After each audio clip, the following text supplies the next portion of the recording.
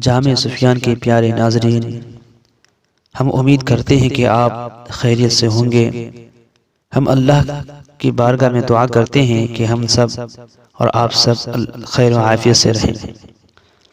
معاملات نہ ہو گر درست انسان کے، معاملات نہ ہو گر درست انسان کے، تو جانور سے بھی بدتر ہے آدمی کی حیات۔ عورت کیا ہے؟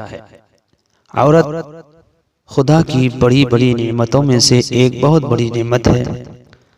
عورت دنیا کی آباد کاری اور دینداری میں مردوں کے ساتھ تقریباً برابر کی شریک ہے۔ عورت مرد کے دل کا سکون، روح کی راحت، ذہن کا اطمینان، بدن کا چین ہے۔ عورت دنیا کے خوبصورت چہرہ کی ایک آنکھ ہے۔